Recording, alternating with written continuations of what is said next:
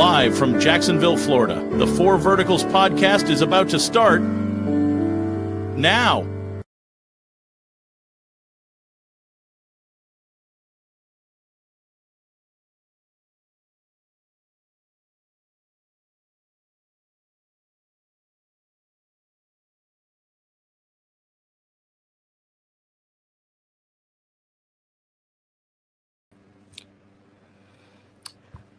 Welcome in, ladies and gentlemen, to the Four Verticals podcast, episode 99.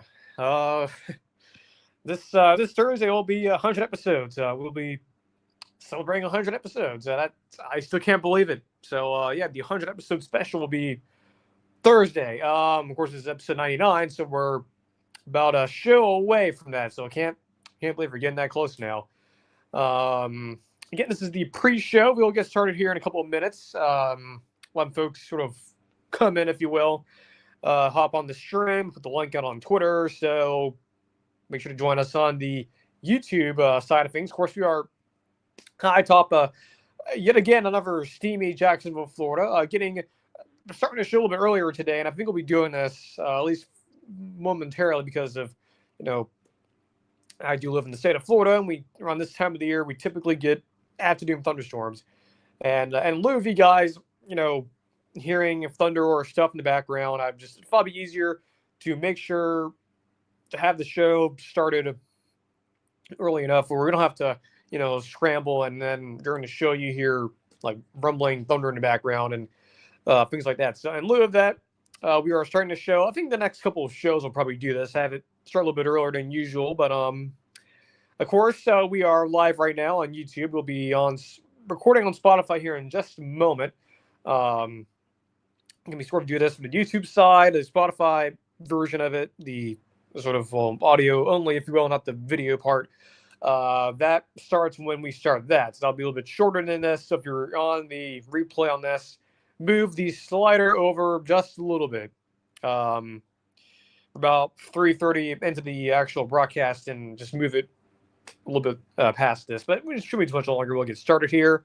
Got a big show. Of course, everything I'm saying here over the repeat.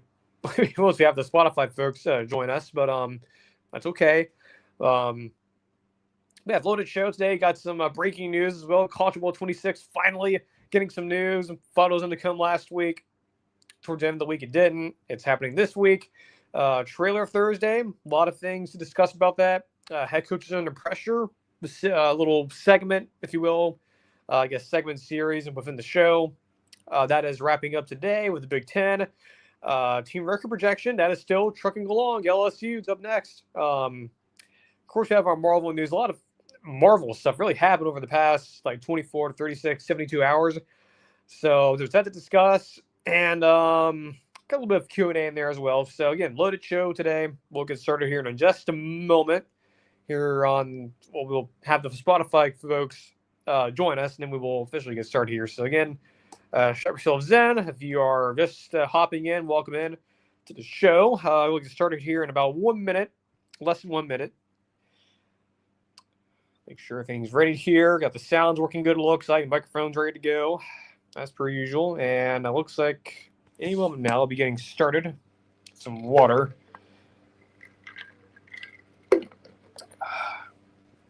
Looks like we have 3 people on the stream here. Now, I know one of those is me, so to the other 2, hopefully having a good day.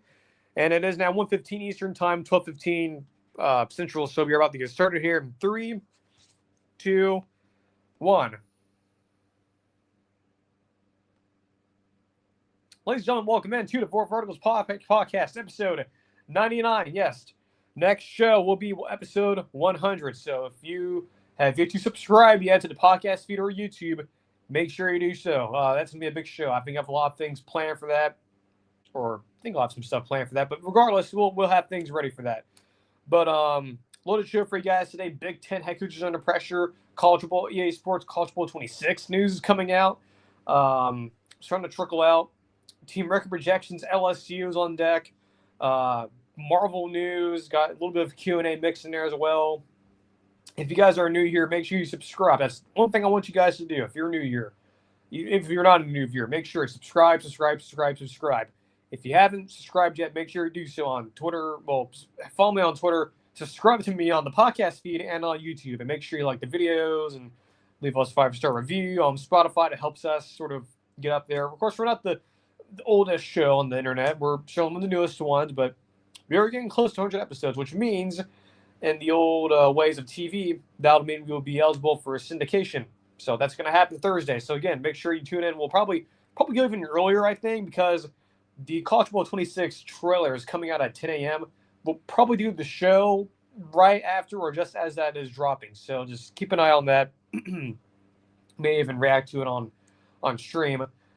Though, if my suspicions are correct, it may include some copyrighted music, so we may not be able to do it. But we'll still react to give thoughts on it. But I will talk more about that here in just a second. So again, make sure subscribe. That is all I am asking of you guys to do. So the boilerplate things out of the way, let's go ahead and get started with the actual show. And we have a loaded show. Coaches Under Pressure series. We've been doing this little segment for about a while now, I would say. I think this might be one of my favorite segments, if you will, in the show we have done lately, and we're still doing it today, and then we'll finish up. Coaches Under Pressure. We did the SEC a couple weeks ago, the Big 12, ACC last week. Now the last one is the Big 10. So I have about 4 coaches on here. I just wanted to discuss a little bit and sort of move the iPad around here so I get a little bit closer. I wonder if you guys can hear me or not. I don't know. Maybe if you're in the live chat, you'll let me know. Spotify folks, don't worry about that. But hopefully this will work a little bit better. But yeah, so again, we've been doing this segment for the past couple weeks, coming to an end today. So we'll just go through these names here. So the first one up here, as per usual, James Franklin. He is not in. Again, with Coaches Under Pressure, and we'll do this segment. We'll do this again next year too. These are not coaches who I believe are necessarily going to lose their jobs per se, but just competitive pressure, sure, job security, mostly competitive pressure. But James Franklin, to me, fits into the classic job. So there's not so much job security. It's falls into the classic competitive pressure situation. He is not, in any stretch of the imagination, going to get fired. I think he's perfectly fine. Contrary to popular belief at some folks at a 3-letter network that shall remain nameless. He's fine. Yes, there's a lot of pressure to win a national championship this year, and do a lot because again, you have Nick Singleton, Katron Allen, Drew Aller, all of the friends are coming back this year. You lose Abdul Carter, but I think defensively you should be okay with Jim Knowles coming in with why did I forget his name? The former head coach in Indiana, Tom Allen. He's on the way out to Clemson. He's at Clemson now. So yes, there's been coaching changes there. Yes, there's a lot of pressure, especially to win this year. But I think in general, James Franklin's going to be fine. Outside of complete scandal, he's going to be fine. And I think one of the things too that I was listening to Josh Pate yesterday. We're replaying it yesterday because I wasn't able to tune in live on Sunday. Brought up something very interesting, and I'm surprised no one's even thought about this. Now, it seems like common sense, but believe me, there's a lot of folks who just don't remember this. James Franklin, he came into Penn State. That place was a total disaster. Like Penn State, after the whole Jerry Sandusky thing, Penn State should have been what SMU was for the past 30 years. Like just in the wilderness, terrible. 1-win seasons, 2-win seasons, like the worst team in the Big Ten. That should have been Penn State. Like Penn State is probably the closest we'll ever get to a modern college football, NCAA death penalty thing or death penalty situation. But what James Franklin has done, even at Vanderbilt, I still believe to this day that James Franklin deserves a statue at Vanderbilt for sure, but also deserves one at Penn State. I mean, what he's done there and I know, yes, Bill O'Brien was a part of that, but he really was sort of like the shepherd interim, sort of like Jim Grobe at Baylor a couple years ago or many years ago now. And of course, nothing. I'm not trying to disrespect Bill O'Brien. He's a moderately good coach, but the success that James Franklin has had in lieu of the things that were coming off the Bill O'Brien sort of the mini era, he comes in. They have to rebuild the image, dominate the state, as he said in his opening press conference, which I remember watching. He's done a fantastic job there. And yes, there is pressure to win this year. There's no doubt in my mind. There is pressure. And there should be because they have a good team coming back. And I think I'm not saying they will win the national championship, but I think there's reasonable expectations that they should be in that conversation this year with everything they have, coming back. Offensively, for someone defensively, I think offensively, running backs, quarterback, we will see what the receivers look like this year because they do need help there.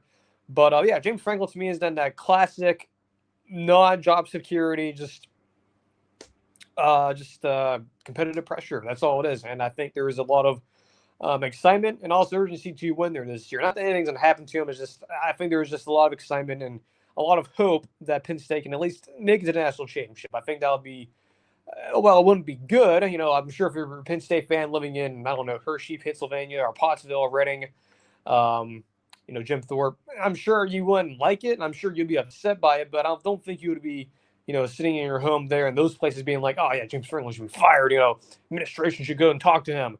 Like, that's not happening. It didn't happen last year. I know a lot of folks want to believe that, but yeah, that's not happening with James Franklin. There was competitive pressure, but it was not job security pressure, at least in my opinion. Lincoln Riley, a bit of a different story, unfortunately. This one, sort of a mixture of both. I think there is definitely some competitive pressure. Yes, Lincoln walked into a situation where I think in most cases, if you were in the shoes of Lincoln Riley, or heck, any coach, you could be, I don't know, from Powell, Wyoming, or Jasper, Indiana. It really doesn't matter. You could walk into that situation that Riley walked into at USC after it was the end of the Clay Helton years. Recruiting had fallen off completely. Things were disarray. NIL, they're way behind in that. Moving into the Big Ten. A lot of uneasiness out there. He walks in with a mostly depleted roster. Has to literally portal in, Lane Kiffin style, portal in a whole new roster, whole new offense. And in most cases, think about, I guess the comparison out of those not the same, but it sort of is in some ways, at least the idea of it. A lot like with Hugh Freeze, though, with at Auburn, when he came in after the whole Brian Harsin experiment went completely awry. The roster was horrible, sort of that G5, a Sunbelt level roster. He literally had to portal in a whole new offense. That's what Lincoln Riley done. Looking for Lincoln Riley, like Hugh Freeze, had a Heisman level quarterback with Caleb Williams, good receivers, and good enough offensive, key players with them that were coming over from OU, and they were able to take advantage of building up Pac-12 in its final years. They win it. The year after was a disaster. Defensively, new defensive coordinator comes in, Deonton Lynn. They see massive improvements. Offense, went in reverse. Maybe they see some improvement this year in that department, and maybe that could recuperate the losses lost last year on offense, and actually have both units being good at the same time. While all that being said, and I believe that I think I've heard this talk about this before. I don't think Lincoln Riley, at least in my opinion, I don't think he's in, at least it was me, he's not in immediate danger, but I do respect the fact that there is a sense of you do have to win games this year. It's more manageable schedule this year. You avoid, Ohio State. I believe you do get Penn State at home, you get Michigan at home, so you at least have some friendliness, or not friendliness, why I say that.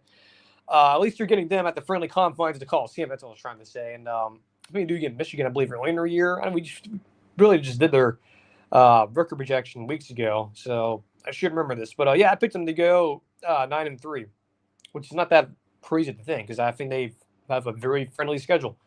But yeah, I mean, if things go sideways out there, and given what's what the trajectory looks like, there's the real chance he could get fired. I'm not gonna sugarcoat that. I'm not. There's a real chance he could lose his job, and then we'll be in the market for a new coach. I hope that's not the case. I hope it works out there.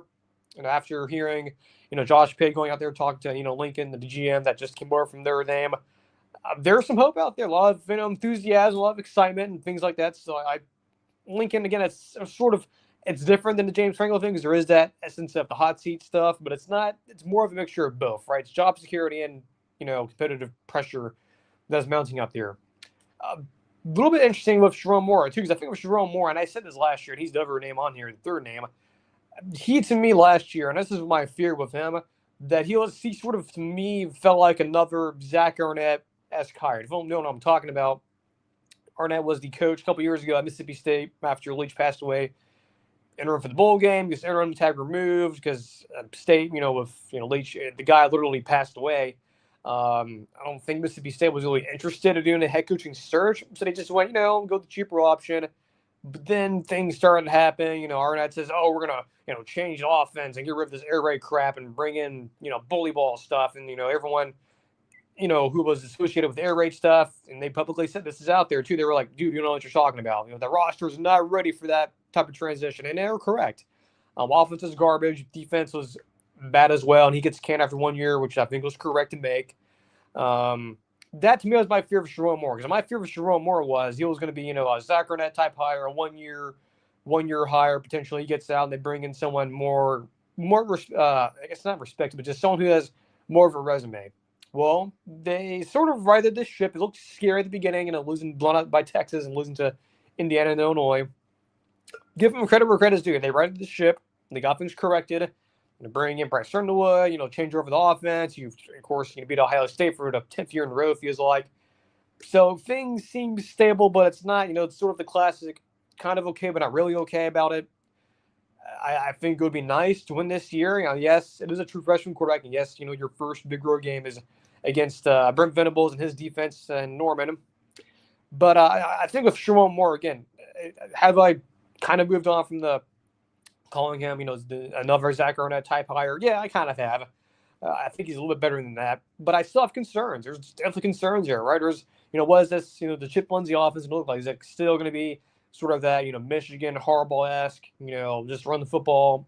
It feels like a billion times throughout the game, pass the ball 2 times. Is it going to be more slow, grading, lumbering offense, or is it going to be more, revolutionized, more RPO stuff, more passing concepts, having, Bryce Underwood, his skill set, he's a dual threat guy, so you're going to run him too. I think that would help, right? Especially if the run game and guys are losing. So, Sharon Moore, feel okay about it, but still, again, that's sort of the best way I can kind of describe it. It's this kind of okay, but not really okay. Last one here. This is the one I'm really concerned about. Luke Fickell, out of Wisconsin. Fickell got there a couple years ago. But of course, this happened before we had our show. I thought it was a good, decent enough hire, right? Comes from Cincinnati, comes from that, sort of Big Ten-esque cloth. Was the interim at Ohio State after the Jim Tressel thing, and in between Urban Meyer, so that one weird gap year, if you will. Sort of a sabbatical for Ohio State football that year, because they were, in my opinion, we will never see an Ohio State team that bad again, is what I will just say. Like, in my lifetime, that will never happen. The next time, that will happen, I'll probably be in the cemetery, probably. But, yeah, so Fickell was interim there. He's sort of a young guy taking over with the NCAA stuff. So he moves on. I think he does stick around Ohio State as an assistant.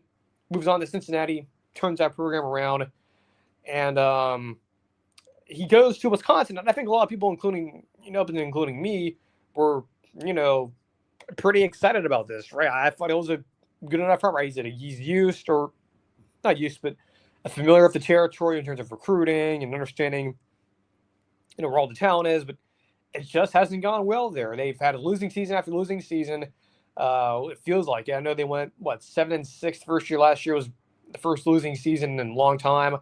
Offense, bringing in Phil Longo, very reminiscent of Michigan hiring Rich Rod, and that just was hard to watch. And they move on from him. They sort of reverting from that back to more classical, Barry Alvarez style of Wisconsin football, or like Brett Bielema style football. Looks like they're sort of reverting back to that a little bit.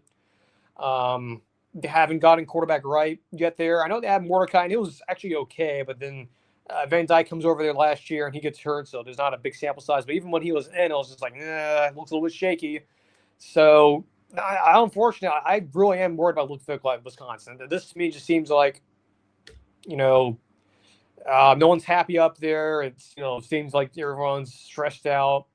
No one's really happy about the situation up there. It seems like kind of, an impending divorce is probably going to happen, which I don't see that lightly at all. I would much rather Fickell to work out there, and I get proven wrong, but I just don't feel good about it. And I unfortunately believe that there's a real chance he may not make it past like November. I have a bad feeling that it's going to be pretty bad up there. Again, I don't have much choice saying that, but it's unfortunately the reality of the situation. So, yes, out of those 4 names, I think Fickell is probably the one that's in most danger, and then I guess Riley, Morin, and Franklin. But yeah, coaches under pressure, Big Ten. There's 4 of them. I could have added in other ones like Mike Loxley could have been on here. Like Kirk Ferentz, I guess. Not really. Jeff Fish, not really either. I think they're gonna be really good this year. If you haven't seen that preview breakdown from Washington, go rewatch previous shows. But yeah, coaches under pressure in the Big Ten. Yeah, those are at least four names I believe should be on there. Of course, you can add yours in the comment section if you will. But yeah, so that's it for that segment for this year. Of course, we'll bring it back, around this time next year if I remember, hopefully. But get some water. We'll take a mini break. We're not going anywhere. The show's still going on, but get some water, get the voice ready to go. And then we have the show's not over. I mean, we still have a lot of things to talk about. So let me go ahead and do that.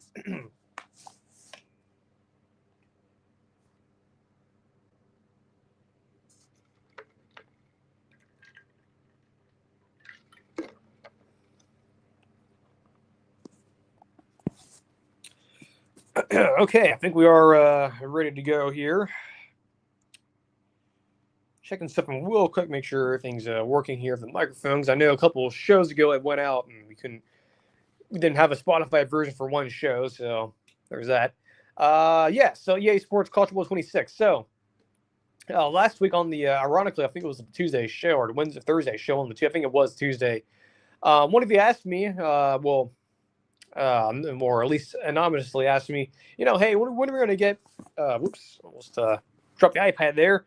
One of you asked me, when are we going to get EA Sports College Football 26 news? Right, I sort of spoke about, or at least I mentioned it. I've been sort of mentioning this a little bit. Go back a couple of shows ago where I, hopped on to Brandon Marcello's live stream, asked him, hey, do you have any information? Do you think we'll get any information?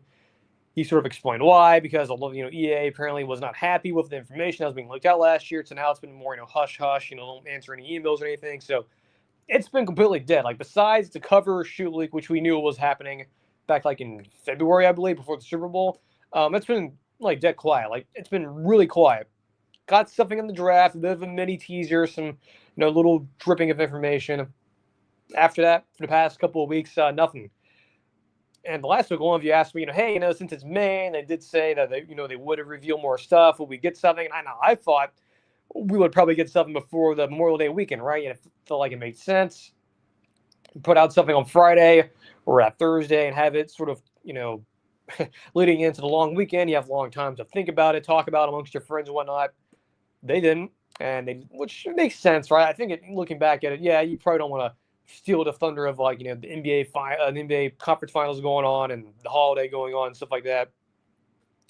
But today, of all days on Tuesday, EA Sports decided to drop the cover, both covers. It's the deluxe version and the standard one. Now, the standard one does have players on there. It's Ryan Williams and Jeremiah Smith. Makes sense. The two best receivers in college football and definitely going to be high commodities come NFL draft time in a couple years. But they're on the cover. The deluxe cover, in my opinion, is really good. I mean, yes, it is a little bit different than the one that got leaked out. And if you haven't seen the videos from the other influencers who were there for that, like Bordeaux and MMG, they kind of explain why the cover is it is, because in their videos they show that they were trying to do it outside, wasn't working out, so they had to move it elsewhere.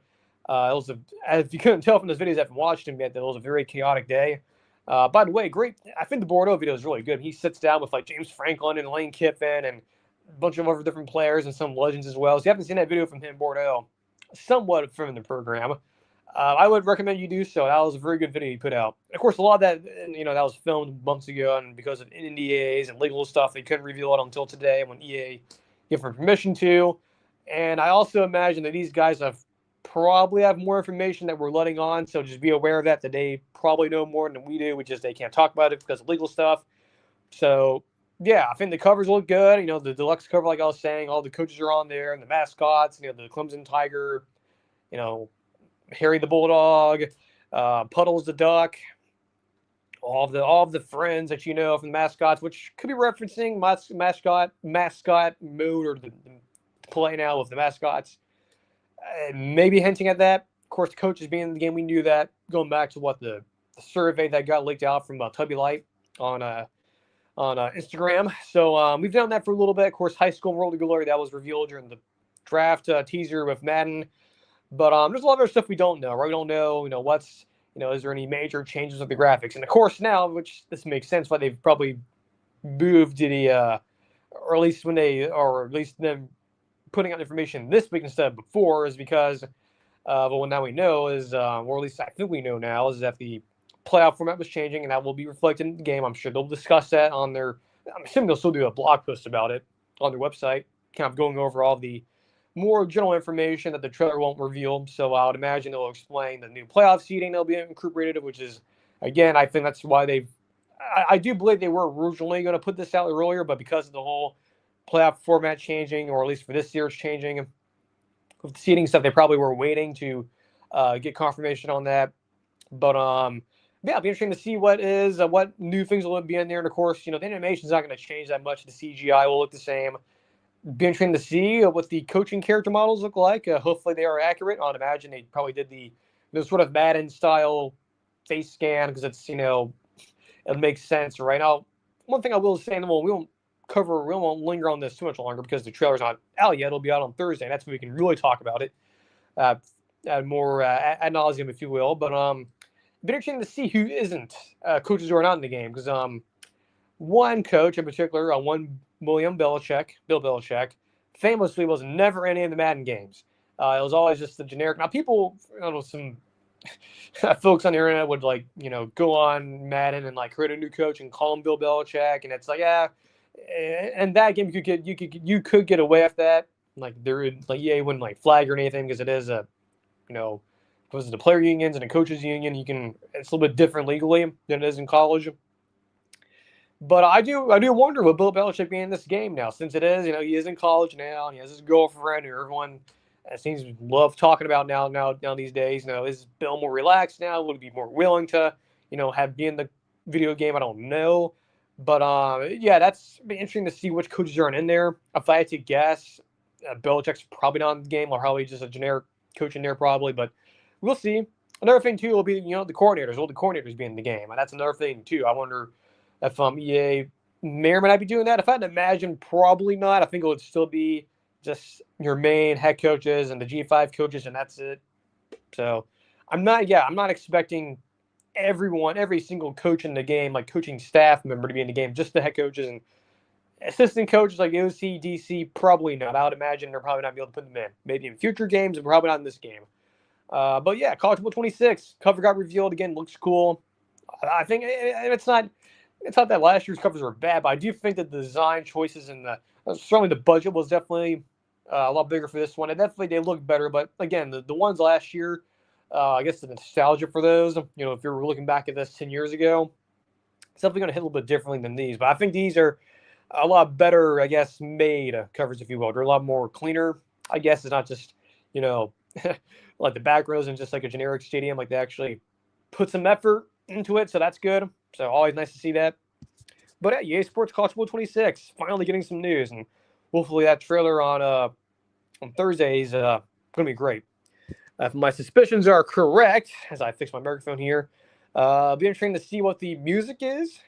Maybe some Metallica in there. Last year was AC/DC, I believe. So maybe it's Metallica this year, because it is the partnership, and the expectation is they'll probably have, Enter Sandman playing at Virginia Tech this time instead of last year, for the generic rock song. So look, we'll see. I have no insider information, but I am assuming the trailer will probably have a Metallica song and as part of the soundtrack. That's just my speculation here. Makes sense, right? Because why would you pay Metallica and those guys a lot of money and not use them in the marketing? I think they probably will.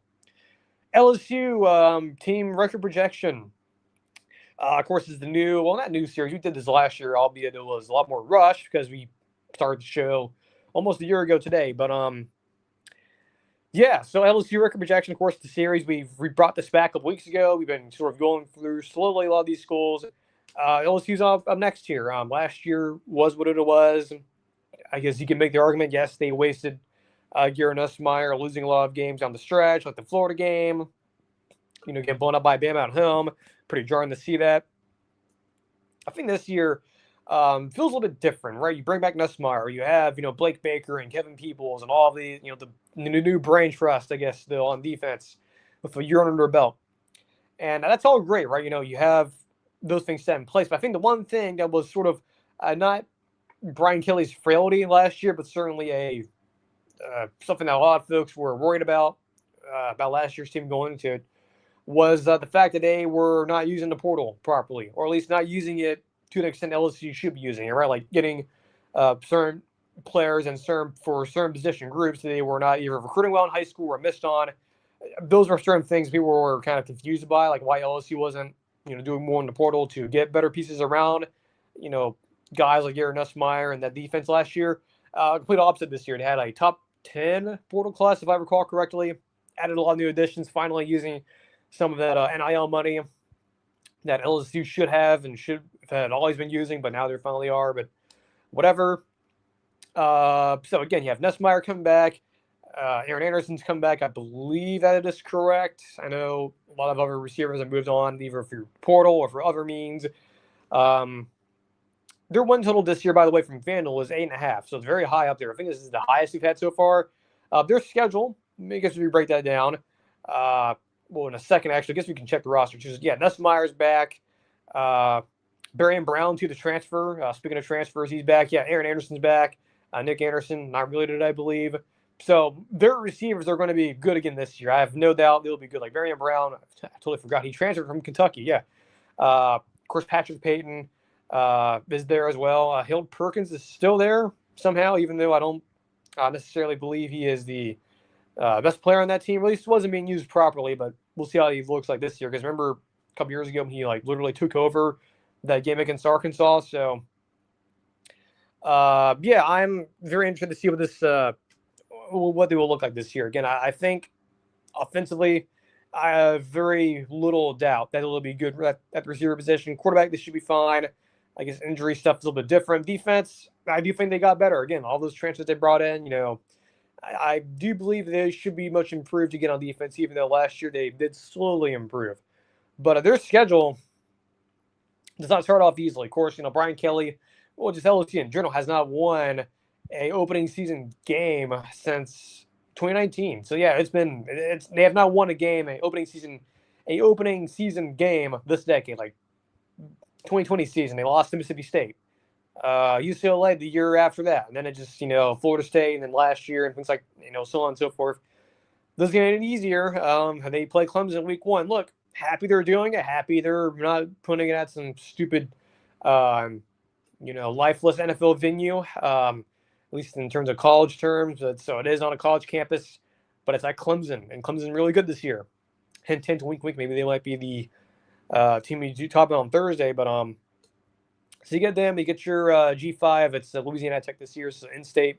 Actually, both your G5 and FCS are Louisiana-based. So nice little regional, and not regional rivalry, but regional touch there in the non-con, at least early in the year. But in between Tech and the FCS school, you play Florida at home, and they beat you last year. That's a revenge game. Let's see here. September 27th, you're going down. So at Ole Miss, revenge game. South Carolina, going to be a good team. Laura Sellers coming back. And Vanderbilt, that's going to be a tough team as well. Off Pavia and that coaching staff up there. A&M, we talked about. Bama, I think we already talked about, I believe. Yeah. I think I still have to go back. I haven't looked at the whole list yet. But, yeah, Bama, Arkansas, and then you get your other G5 and Oklahoma. It's a tough schedule, especially at the beginning. Clemson, Florida, Ole Miss, and whatnot. But I actually believe, based on what we think of these teams, right, and how LSU with the revenge factor, right, with the Ole Miss game and the Florida game and the game against those, and the A&M game as well, it could be definitely going to be a revenge factor for them. I think this team, based on what they have coming back offensively, and again, I feel really good about it. Defense, we'll see. Although I still do like their staff; it's very good staff. Guys like Josh Payton, the Cover 3 podcast guys, Bud Elliott, Tom, Chip. I've spoken highly of a lot of those coaches on the LSU staff, especially Kevin Peoples. He's been around for a long time. He's a long time in college ball, and he's been very successful. Because of all of that, I like their coaching staff, like what they have come back on offense, Nuss and the receivers they have coming in and coming back. I think the best case scenario for them is 10-2 with this schedule. And again, I think because of the revenge factor and how last year went, and the urgency this year to finally get some success, or at least to return on investment, I think 10-2 based on that schedule is not impossible. I do believe that is in the realm of possibilities here. Worst case scenario, one that'd be very, very like a doomsday scenario. Unfortunately, I think that would mean Brian Kelly probably gets fired. Is 8-4 because it's still gonna have losable games on there. South Carolina, Ole Miss, Florida too. Florida's been pretty good next year. I know you guys keep on. I know some of you guys still don't believe, like people like me and Josh Pape. I'm telling you, Florida could be really good next year. I'm not saying they win a national championship. I'm not saying that. I'm just saying they could be a very tough outing for a lot of teams, and they could be for LSU too, especially early in the year. So yeah, 10-2 best case, worst case 8-4. I think the most reasonable scenario here for LSU, same as their best case. I think it's 10-2. I think I'm really, really excited about this team. I think they have I think everything they've been building towards, of the portal additions, keeping guys back, bringing back Nuss after he could have very easily went to the NFL draft this year. This is going to be a really good team, and I think they will be in contention for going to Atlanta and getting a chance to win the SEC this year. That's just my opinion. I'm not the only one who's thinking that. That's just me just saying that. I think a lot of other folks in the industry who follow the sport a lot and know the interact with these coaches and the assistant coaches, they feel the same way. They feel really good about LSU. Yes, it's a pressure year. Yes, it's a very volatile atmosphere down there in terms of the way things are going right now. But I really feel good about it this year, and I think LSU, the 8.5 win total, I'll go way over 10 wins, I believe. So yeah, 10-2 for the best case. Worst case 8-4. I think reasonable is 10-2. Same as the best case. I think it's going to be a very good year for LSU. And look, if I look stupid and Brian Kelly gets fired, then I'll wear it. But it is summer, and I can still confidently, well, not confidently, but I can feel good about it, and not have any consequences for doing so. So that's it for the college football stuff, and I believe I have Marvel news. So I'm gonna get some more water, then we'll continue on. So yeah, good clip for the show today. I feel good about this, how we're going here. Nice little pace we have. So yeah, I'm gonna get some water, and then we'll continue.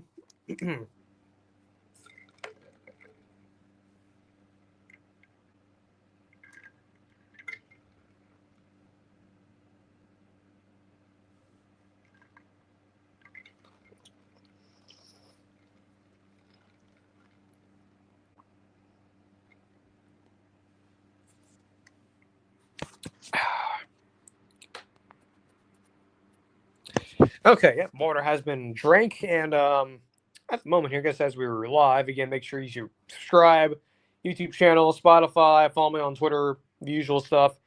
Checking the radar here in Jacksonville, just to make sure there's no storms right now. We're fine. It's just the sea breeze is moving in, so that's why it's a little bit darker out there. But yeah, we're probably gonna get some rain today. I don't know if it's gonna be like widespread as it was on. I guess a little story here. I guess story time on the show. Since it was Memorial Day weekend, hopefully you guys had a good weekend. I know definitely goes by pretty quickly, but on Sunday, on the day before, I was having a couple beers, hanging out in the apartment. Afternoon storms come in, no surprise there. We lose power for about a minute or so, which happens now and again, especially with the lightning here striking a power pole or something like that. So we lost power for a second, comes back on, no big deal.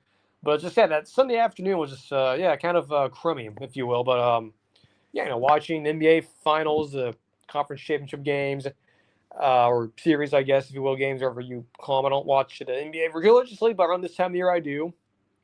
We're not an NBA show, by the way, at least not necessarily. But I do respect the league. But so Marvel news. Well, this is old by now, but it's still, at least one of the things is old. One of them broke within the last 24 hours. So we'll go the oldest one, then we'll go the newest one after, because I think the new one's actually pretty interesting. What it could mean. So as we know by now, that or most of you know by now, that Avengers, Doomsday, and Secret Wars, movies that were supposed to come out around this time last year, and I think the year after, 2027, are no longer. They're being moved to December for both of those respective movies. We moved to December in both of those years. So December 2026, December 2027 will be for Secret Wars, and then Doomsday next year. So we are going to, can't believe this. So we are going to have, and I said this on Twitter, a new GTA game, GTA 6, and we're going to have 2 Call of Duty video games before we get Doomsday, which is definition of insanity. That we're actually they're pushing this movie back so much now that we're going to get 2 more video games of Call of Duty video games, and then the next GTA game, and also the new expanded playoff too. So we're gonna have a lot of things happening before this movie comes out. Am I surprised by this? No, we talked about this. In fact, a couple weeks ago on a little Q&A, or Q&A sections, I was asked, would Doomsday or both of these movies get moved? And I said, yeah, I think there's a world to where that could happen, and the possibility was pretty high. And now here we are. I think a lot of this, reasons why, some of them are obvious, some of them not so much. I think the biggest one, at least in my opinion, the main reason is the VFX thing, right? Because they literally have only been shooting for a month, and they were supposed to start in March. It got pushed back to April, and it got pushed back a little bit late April and early May. So they've been pushing this thing back. I think some of it, again, the main reason why they are moving it, pushing it back, both films, is to give themselves enough time to get the VFX artists enough time to make just to get the CGI looking good, the visual effects stuff looking good. That's been a big criticism from Marvel lately. Think about Spider-Man No Way Home. Some of those scenes, like the one everyone points to, is the Flash Thompson scene where he's like the actor's literally standing on a green screen. It looks like a video game. The scene where Tobey Maguire's Spider-Man comes through the portal again looks very much like PlayStation, Xbox, a little bit Polar Express-y type in the background. Or a Polar Express like, just doesn't look real. So things like that, I think fans have noticed that. And of course, there's been a lot of turmoil with Marvel having to fire some people who were overseeing the VFX stuff and who are not necessarily the best ambassadors for them. So I think they understand that getting the visual effects down properly is a big deal. And again, I just go to a recent example, Captain America: Brave New World. Some of those shots looked very much like a video game. So I think this is smart from that perspective to give the artists enough time to get the visual effects down and whatnot, and that should be beneficial. Reason number 3, I think there is 3 here. So the reason, not reason 3, but there is 3 here. So that's reason 1, reason 2, in my opinion, has to do with scheduling. There's a lot of rumors about the cast, right? A lot of folks speculating who will not be and who will be in the film. Touch on it, multiple times already that I don't particularly think that everyone's going to be back for Doomsday or Secret Wars, particularly like some of the X-Men characters and other Marvel, I guess, somewhat property characters will be back. It's not a guarantee, but some actors and actresses, I guess, who are not confirmed to be back, but the leakers and scoopers have led you to believe they will be back. So think, Benedict Cumberbatch, Tom Holland, Elizabeth Olsen. They were not officially announced during the chair announcement, but the thinking was given, especially with Scarlet Witch, Elizabeth Olsen, that character is going to be in the movie. From what I have heard from people like Joshua of Den of Nerds and Alex Perez and some of these other Twitter scoopers and leakers, she will be in the movie. There is no doubt in their minds that she will be in the movie. It'll be a big surprise, or it'd be. I think the words one of them used is stunned if she's not in the movie, and I think the reason why she was not, at least Elizabeth Olsen was not put in the original chair announcement, is because of scheduling issues. I believe she is doing a show right now, so she cannot film for Doomsday right now. So that's another reason why, because of the scheduling stuff, a lot of actors are not available right now. You can think Holland, Olsen, Cumberbatch are not necessarily available right now. Given out this longer window of production time, and now that movie's coming out in December next year instead of May, gives them more time to get those actors and actresses the chance to come in when they're ready too. So that's another reason why this is being moved. And the third reason why has more to do with the situation going on with Marvel in general, sort of the big 30,000-foot perspective here. Jennifer Ertz and Josh over there brought this up on this stream multiple times already, and I do agree with this, that the other main, and he believes this is the main reason, I don't know if it's the reason, but it's certainly one of the 3, that his, and this is sort of kind of stealing his, but I mean it's kind of obvious, right? But what he said, I do agree that the big reason, at least in his opinion, why they're moving is because the way Marvel has been right now, the fact that Thunderbolts, while yes, it is a very good movie and I do like it, a lot of our folks seem to agree, it's gonna flop. Yes, I know the Wikipedia page doesn't say that it's a box office bomb, and yes, not every single pundit saying it. It's obvious that it's gonna flop. It's gonna be a bomb, and it's gonna be losing them money. I don't have to go through the whole history as to why that's the case, and the numbers speak for themselves. Like I said on Twitter yesterday, using a Meemaw Pate quote from Josh Pate. Calculators have no heart. That's kind of the way I sort of contribute this to that. The facts are the facts. It is going to flop, and there's no way around it. And I think that for Marvel, the fact that one of their better critically acclaimed movies is flopping is jarring to them. I think that's a major shock, and I think they were clearly not expecting that, right? Because they went all out with the marketing, even after the movie comes out with the new Avengers marketing stuff, it's not working. You're wasting money, and now the movie's going to lose you even more money. So I think just because of that fact, I think Marvel, now with especially with Thunderbolts flopping and becoming a bomb, and now with other recent films like Captain America: Brave New World and the Marvels and Quantumania, I do think this is a sense of, look, let's not rush this. Let's take our time. Let's make sure everything's perfect and we're not fucking this up. And I think another thing too to also look at is what Warner Bros. Is doing. Yes, the studio. There's other things going on too, if the financial stuff. But look at Sinners. Look at Minecraft, a freaking Minecraft movie. And look, I like Minecraft, but I didn't see the movie. I mean, look, and that's a movie that nobody, I assure you, nobody ever thought would crack $1 billion. It has, and it's made more money than the 2 MCU movies this year combined, which is just insane. I have never imagined a Minecraft movie making more money than 2 MCU movies combined in 1 year. And the 2 movies coming out less than like 4 months in each other. It just blows my mind. Imagine telling yourself that 10 years ago. So that is also, if you're Marvel and Disney, you're probably going, that's not good. That Minecraft movie is making more money than our 2 big MCU movies combined this year. That's a little alarming. But I think those are 3 reasons why, and it's not shocking. But I think this does now, and I don't usually say it, or you at least use this type of phrase, but on the show. But I think this means no margin of error, for Marvel right now. In terms of the movie side, now the TV side, yes, we're getting Ironheart, and that's being sort of shadow dropped, and we have Wonder Man coming out. I'm not excited about that either, and all this other more Disney Plus TV garbage they have coming out the rest of the year. Which and look, I hate to be judgmental like that, but let's just be real. Like any Marvel Disney Plus show, more likely just assume it's gonna be garbage. Like besides like Loki, WandaVision, it's probably gonna be very good. I think the writing's on the wall that they have not done well on TV. Whereas, yes, given their own struggles, Star Wars, believe it or not, on TV, wherever you like, Andor or not, has done way better for the critics. At least the live action stuff. Yes, there's a Kenobi stuff and Acolyte and Boba Fett, but besides maybe those 2, at least one of 2 of those 3, Marvel has fallen way behind Star Wars in terms of the quality and the critical response, if you will, of the shows for the most part. But I think for Marvel, there's no margin of error. The rest of this year, unfortunately, going to suck for them. Because again, I'm just not excited for Ironheart. I'm not watching it. Wonder Man, probably not. Was it the Eyes of Wakanda show? Seems like more filler stuff and has no Black Panther. Fantastic Four, while I am excited about it, but we'll talk about that in just a second. It's like, we'll talk about that in a second. That's a little bit different.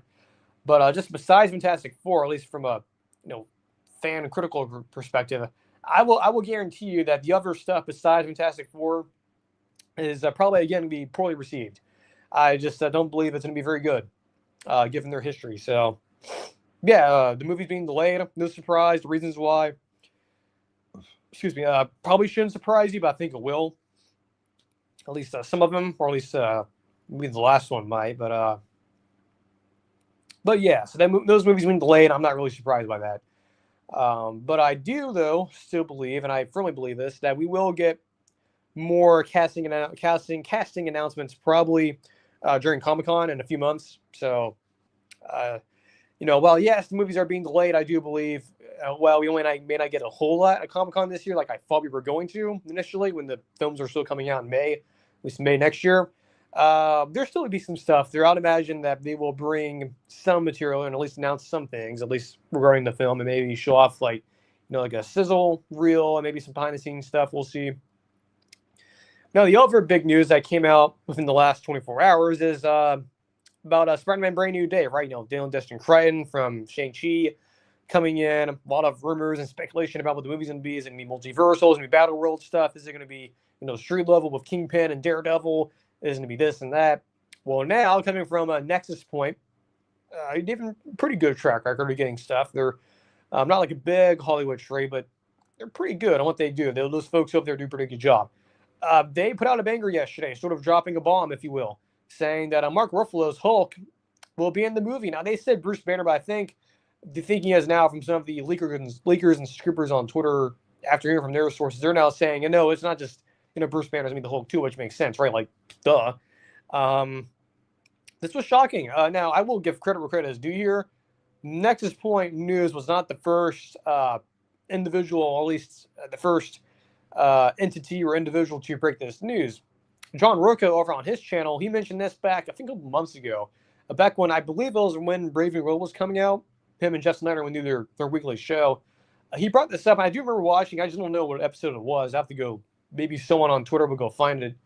But I do remember this, and Josh over at Dan Nerds brought this up too, that Rocco was the first one to bring this up, and it's almost like he definitely heard something about this. It seems like that, he's well connected, right? He's used to work at Collider. He has a lot of connections and stuff, and he knows Jeff, right? So who knows what Rocco, what information he has, but he just casually put it out there. I believe, one of the shows that he was hearing that Hulk could be in the movie as a character, or sort of that Avenger, I don't know, co-star, if you will, because again, that's part of the deal, that you have to put in an Avenger level character that Marvel themselves own, not a Sony character in the movie. That's part of their deal. And when Rourke brought that up, I was like, oh, okay, then maybe that's just something he's been hearing off the cuff. But no, that was actually real. So how about that? Kudos to him for getting out there, getting it first. And we'll give credit to Nexus Point for at least confirming that. But yeah, Rourke was the first one to point it out. And everyone sort of laughed at him again as like, he's just, joking around or whatever. He's not being serious. Only being serious, it looks like. So, give credit where credit is due here. John, if you're watching, salute to you. But so this is interesting for sure. Not the pairing I would have thought, would have imagined. I think a lot of folks originally were thinking, hey, if it's gonna be street level, think, Daredevil, because it is a Sony movie, you would have think Kingpin probably will appear because Kingpin is a Spider-Man villain. That's why he cannot show up in other Avengers movies. He can only show up on the TV shows and Spider-Man content from Sony because of the deal back in the 90s. So that was, and this movie is so confusing, right? Because you have so many rumors about, and of course, a lot of people are cutting the lawn here at my apartment building. So if you hear that, apologies for that. But just we've heard so many rumors about, Mr. Negative, and of course, hearing stuff about Scorpion. So it's like, okay, there's a lot of villains now. We're not necessarily sure is it going to be multiversal. Is it going to be, on Battle World? Is it, when it was coming out after Doomsday, was it going to be like a prequel or during it? Now it is clear. It's going to be a prequel. And I think now the fact that Doomsday has sort of moved a little bit, that makes it more reasonable now. Because original thinking, and I agree with Josh of Damn Nerds, that had Doomsday still kept its spot and Spider-Man is still, going to be coming out in July, and it being a prequel after Doomsday, and we believe Tom Holland's Spider-Man will be in Doomsday, it's like, okay, that's kind of weird. That doesn't make any sense. Like, why would you undercut your Spider-Man film and then have Avengers come out before? It's like, that's just weird. And then there's also the rumors about it taking place simultaneously too, and that doesn't make any sense either. Now this does make sense, and it is a prequel, and it is literally coming out before Avengers. So it makes more sense now, it being a prequel and not now, because it's coming out, or the movie's coming out before Doomsday. So now it makes more sense now, at least within the realm of the release schedule. But so and that's something too that we'll add on as we sort of move on here. But Josh Rivett Dan of Nerds brought this up in his video yesterday, and he got this confirmed from other people, and I think other scoopers have also sort of hinted at this too now, that Hulk will not only be in the movie, but he also might be the villain. And it's going to be that this, I know, yes, this is going to sound like, this is another Captain America Brave New World thing. It's like, it's a Hulk villain, or just, because Marvel can't do a Hulk movie, they have to, masquerade another film as a Hulk film. Well, yes, that is true. And look, I will also say this.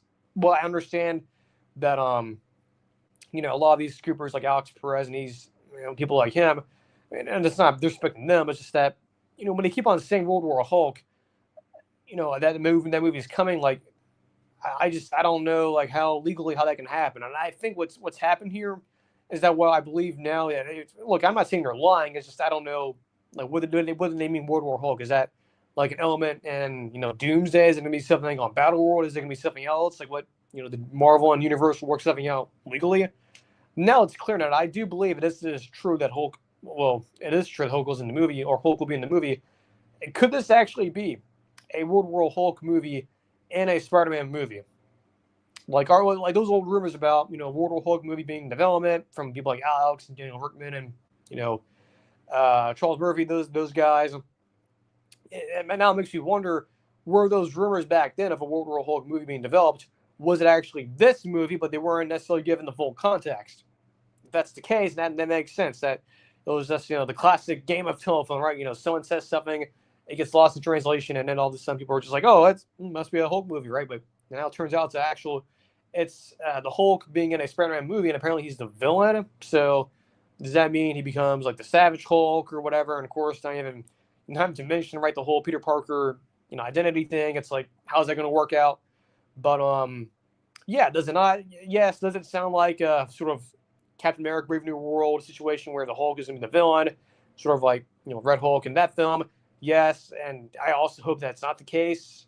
At least the way they handle it. I'd much rather Hulk to actually be the center point of the movie and actually be a big part of it instead of Captain America where Red Hulk, Harrison Ford's character was like, at least him turning into Red Hulk was only like what, a 10-minute segment of the movie, or not even that, like 8 minutes. But yeah, so that's news that just came out a couple days ago, or not a couple days ago. The Doomsday stuff came out a couple days ago. This Hulk and Spider-Man Brand New Day came out like this time yesterday. So yeah, a lot of things happening at Marvel, a lot of news dropping. So yeah, that's it for the main show. I guess we're gonna get into some Q&A and then we'll wrap it up. What's your, I guess, first question here? What are your thoughts on the Fantastic Four footage that was put out yesterday? And was this a marketing mishap? Yeah. So once again, Marvel dropped the ball marketing wise. So we were hearing for the past couple of days, if you've been watching the NBA playoffs, right, the conference finals, that there was going to be on the ESPN, which was the Western Conference this year. TNT gets, well, in their final year, gets the Eastern, in the Western Conference Finals, which is the Pacers, T-Wolves and Thunder game 4. That was going to be the Fantastic Four. Would there be a new something, right, trailer or whatever? I think that was sort of being, I don't know if it was being like blown out of proportion. But I guess it kind of was, but which is not our fault, right? Because it's Marvel was being kind of vague when they say new looks. Like, oh, is that a new trailer or a TV spot? You could have been more specific on that. But so we thought that it was going to be a new trailer. A lot of folks sort of believe it would be a new one, like a final trailer, if you will, because it makes sense. Game 4, Fantastic Four, and they're doing so much marketing for this, which up to that point was good. Where you have new footage, you have Pedro, Vanessa Kirby, Joseph Quinn, the guy who plays the Thing. I forget the guy's name. They shot, I guess, material of this promo back when they were filming the movie last year, which will not be in the movie, by the way. It's new footage, or I don't know. I guess it is footage they shot on the set, and it's just for this specifically.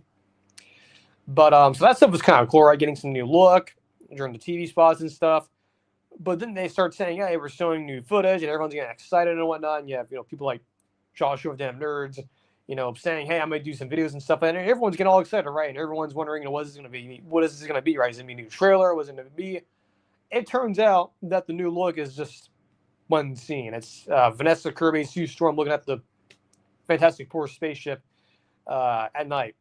That's it. Like, there's literally no footage we have not seen before. It's literally just like a condensed version of the trailer we got last month, just in the TV spot. And I will say, and I'll continue to say this, and I'll continue to say what I've been saying, but I also will reiterate what I said on Twitter. If this was this was a marketing mishap. So yeah, this is a mishap. This is once again Marvel dropping the ball. Just another weird decision. When the first trailer came out, the live stream, the fact that it started, but then had a countdown clock, it's like, okay, could have done without that. The Captain America: Brave New World marketing was really bad. Just the fact that Marvel didn't do stuff during CinemaCon, while James Gunn and Warner Bros. Were kind of kicking their ass a little bit.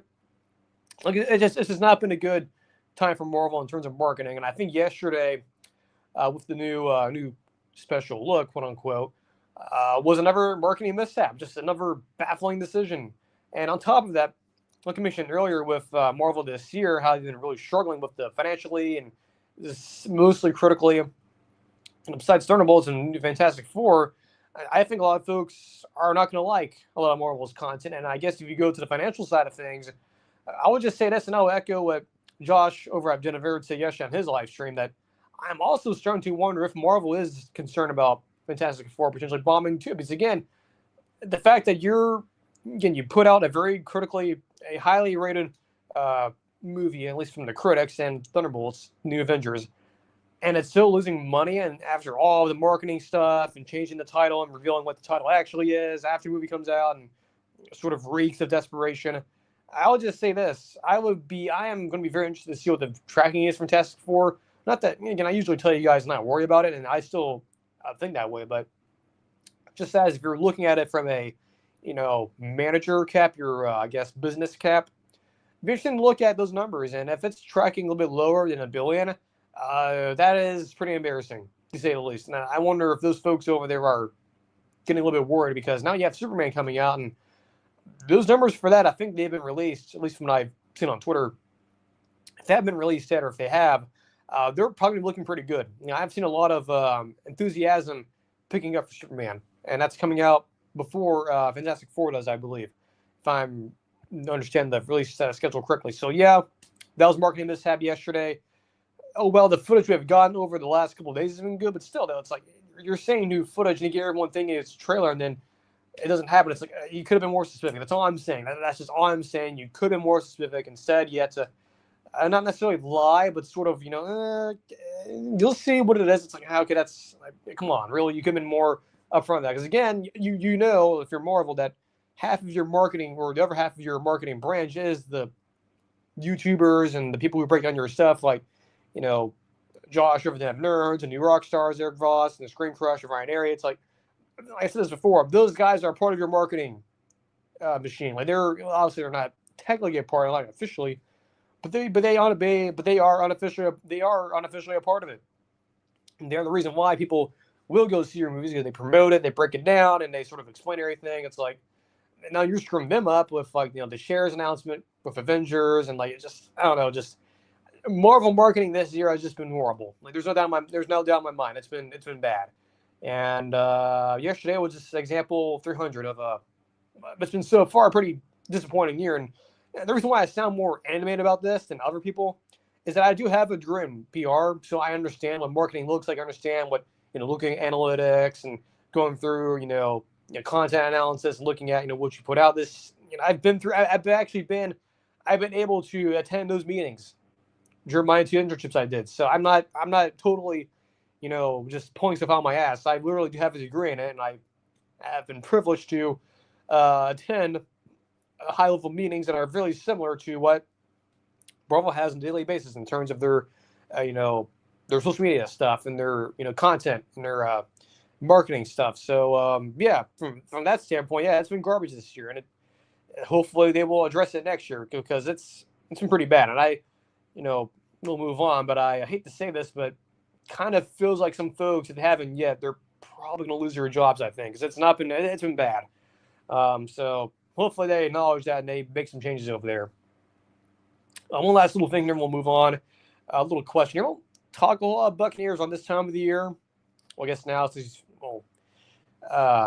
time, I guess when we started the show later in June, we didn't talk about the Bucs that much, but I guess we haven't talked about them that much, besides like the draft and the schedule release. So question here, and we'll end the show. Have the Bucs missed their Super Bowl window? I'm going to say no, not necessarily, but it's kind of complicated. So the Bucs now, right after the Brady years, and he moves on, you bring in Baker. It's been great, but it's not been necessarily clean, right? It's been sort of, in the past couple of years of Todd, it's been Todd Bowles, coach. There, he's been there for 3 years now. It's sort of been 8 wins or 9 wins, 10 wins, sort of floating, up there, right? Taking advantage of a weaker division. Even though last year you had a losing record to the Falcons, and when you won a game at all against them, you still won it because because of certain things coming into your lap, and you're able to take advantage of the situation. Do I think in this their Super Bowl window? No, but I don't know if there really is one for them. The roster's still quite good, and me guess. I shouldn't say the window like there is no window. There is one, but it's not like it's a very small window. They still have a lot of veteran guys there. Mike Evans is still there. Chris Godwin is at least there for another year. You have a good amount of young talent on defense and on offense. So, guys like, Mika Ibuka, McMillan. Your offensive line's it's a lot better now than it was a couple years ago. So there is talent there. You still have Baker for at least a couple more years, looks like. So there is an opportunity for them to make it to the Super Bowl, right? If everything just comes together, But I don't know. I don't really believe Tampa will be in the Super Bowl, at least within the rest of this decade. I don't really see it. There's certainly a chance, and this is coming from a fan too. So this is not, look, on this show, while I'm a fan, I don't try to go, all pie in the sky and saying, oh man, we're going to make the Super Bowl this year, guaranteed. No, I understand the situation. I understand there's limitations on the roster, and it's not, necessarily the best roster in the world, but it's not crappy either. It's quite good. It's not elite like some of these other teams in the NFL, like the Chiefs, Ravens, sort of usual suspects. But there is a window, but it's a very narrow. I think as long as you still have guys like Mike Evans and Levante David, people like that, players like that who've been around the organization for well over 10 years. They're as long as they're still playing well, they're gonna be really, really good. Barring injuries and stuff. But there's a window, but it's not a big window. It's more of a very smaller window, like a very short window to do it. If they're gonna do it with the remaining years in the decade, at least in this decade, there's a chance, but it's very narrow. But to me personally, I don't think so. At least right now, at least the way the team's structured right now, I just don't know if it's an elite level team right now. Now, yes, again, they have really good talent on offense, right? They have maybe the best running back duo in the NFL. You have a reasonably good stable of wide receivers. You have a good enough quarterback in Baker. He's been really good for you. You have a good coaching staff. Defense, while yes, it's not been the standard. Well, the standard it was, back at the beginning of the decade and like 2020 and onward, or like 2020 to 2023. But it's still good enough, I think. But Bucks wonder how they missed it. No, but is it a big window? I guess a better way to put it. No, it's a very short window, and I will say it's closing. It's more or less closing now than it is still open. So I guess that's what I'm trying to say. That's it for the show. We'll be back on Thursday, of course. Reaction to the EA Sports Culture Bowl 26 trailer. Other topics if any breaking news happens, but I will say this, and we'll address this more on Thursday. Next week, we won't have any live shows, but that doesn't mean we'll be recording stuff beforehand. So you will probably end up getting pre-recorded shows, maybe 2 shows. Definitely 1, maybe 2, but we'll see. But yeah, just programming note, no live shows next week. We'll probably have 2 or 1 pre-recorded show. We're going to take a small break, but not a big break. It's not like we're skipping the entire week. We'll still be doing shows, but yeah, probably we'll have a pre-recorded show, an evergreen show, if you will. But yeah, we will be doing that. I'll be recording that show or shows, I guess, this week. Probably tomorrow and Thursday. So I guess we'll be doing that. So excuse me. Yeah. So until Thursday, enjoy your Tuesday and your Wednesday. We see you guys back a little bit earlier, I think, than usual Thursday because of the trailer coming out. I want to react to it. At least get my thoughts on it. And also, given that, of course, like I said earlier, living in Florida, you have those afternoon thunderstorms. And I think you guys want to hear, thunder in the background. So in lieu of that, I think an earlier show Thursday, I think, will be on the card. So until then, take care. And we'll see you guys back here on Thursday. So yeah, take care, guys.